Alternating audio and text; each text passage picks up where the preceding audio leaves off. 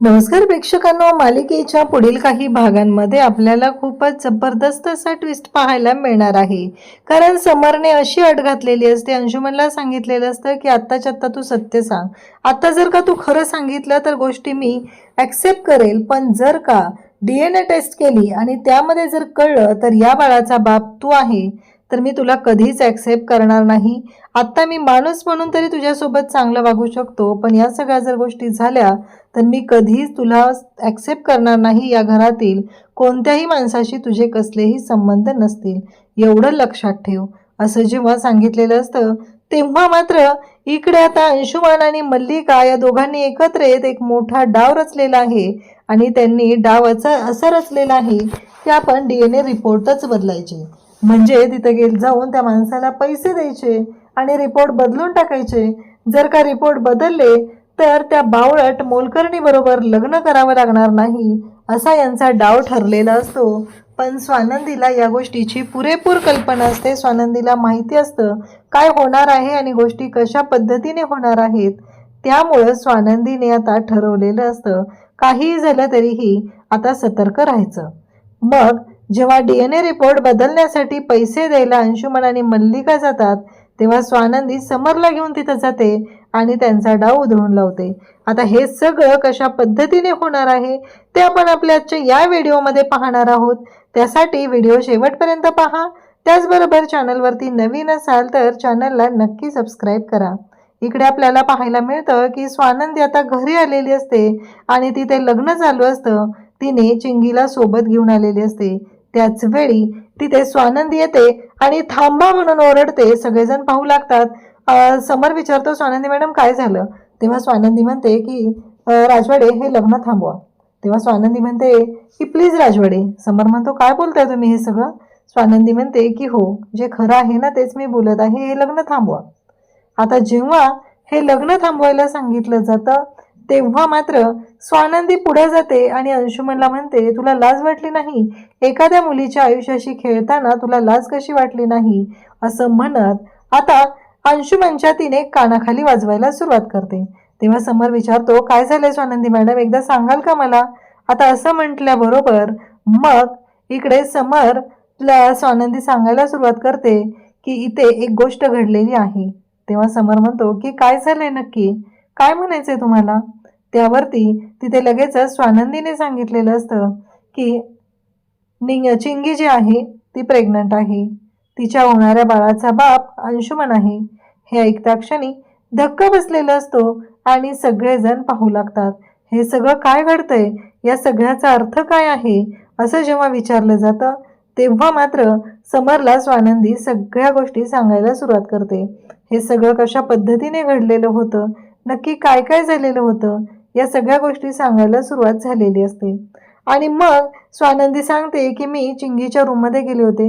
तिथं चिंगी पडलेली होती, ती बेशुद्ध पडलेली होती. मग मी तिला घेतलं आणि तिला घेऊन मी डॉक्टरांकडे गेले. डॉक्टरांकडे गेल्यावर डॉक्टरांना सांगितलं की तिला चक्कर आली, त्याचबरोबर तिला असा त्रास होतोय. डॉक्टरांनी काही टेस्ट केल्या तेव्हा मी तुम्हाला कळवलं होतं की डॉक्टर काही टेस्ट करायचं बोलत आहेत.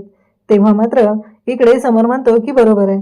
मग स्वानंदी सांगते की डॉक्टरांनी मला सांगितलं की त्यांच्या मिस्टरांना बोलवा. मला प्रश्न पडला की यांच्या मिस्टरांना बोलवा म्हणजे?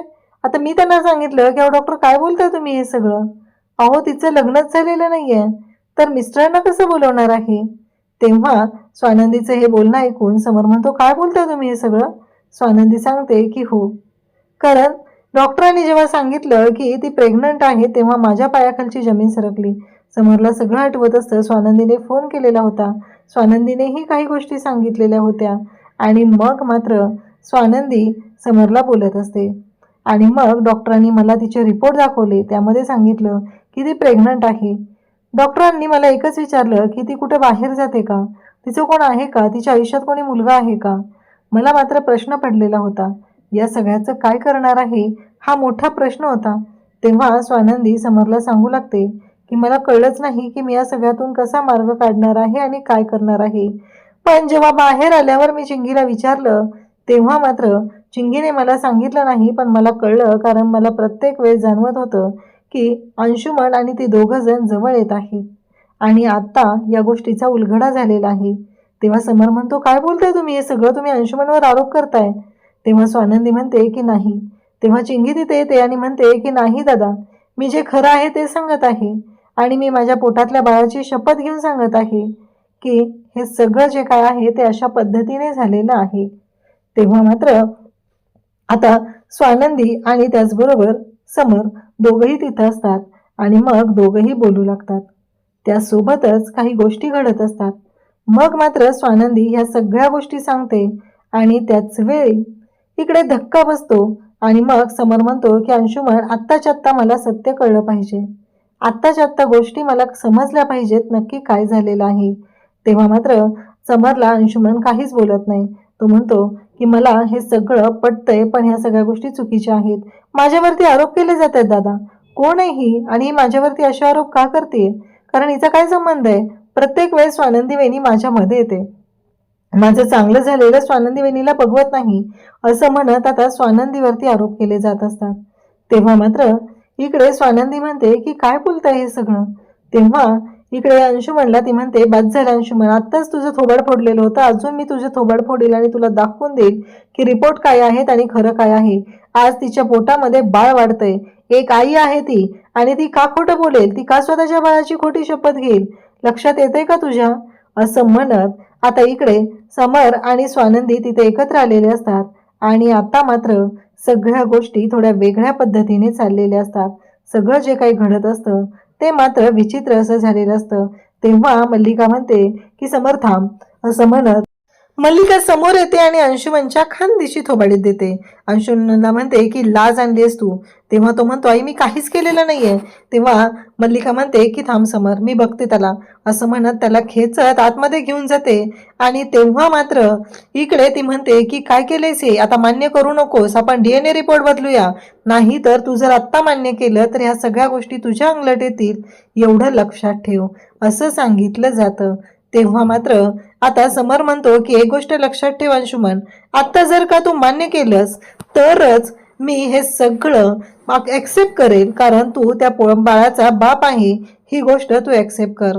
तेव्हा मात्र अंशुमन म्हणत असतो की नाही नाही दादा, हे मूल माझं नाहीये, चिंगी फसवते, चिंगी खोटं बोलते, असं आहे. म्हटल्यानंतर समर म्हणतो ठीक आहे, आता DNA टेस्ट केली जाईल आणि DNA टेस्टनुसार जे रिपोर्ट येतील त्यानुसार जर का तू त्या बाळाचा बाबा असशील तर मात्र तुला या घरातून कायमचं हाकलून दिलं जाईल, अन्यथा तुझी हकलपट्टी अशी केली जाईल की ज्याचा तू विचारही करू शकणार नाही. या घरातल्या कोणत्याच माणसाशी तू संबंध ठेवू शकणार नाही आणि या सगळ्यांशी तुझं नातं तुटलेलं असेल. आता जर का तू मान्य केलं तर, पण आता मल्लिकाने सांगितलेलं आहे त्यानुसार इकडे तो तयारच नसतो आणि तो म्हणतो की नाही दादा, चिंगी मला फसवते, या बाळाशी माझा काहीही संबंध नाही, चिंगीचाच बाहेर काहीतरी चालू असेल. तेव्हा मात्र मल्लिका म्हणते की समर, अरे अंशुमनवर जरा विश्वास ठेव ना. तेव्हा मात्र इकडे या सगळ्या गोष्टी ज्या पद्धतीने घडत असतात तेव्हा समर म्हणतो ठीक आहे, मी ठेवतो विश्वास, चालेल, आता DNA टेस्ट केली जाईल, कारण चिंगी जे म्हणते तेही मला मान्य आहे, त्यामुळे DNA टेस्ट केली जाईल आणि DNA टेस्टमध्ये जे रिपोर्ट येतील त्यानुसार सगळ्याचा सोक्षमोक्ष लावला जाईल.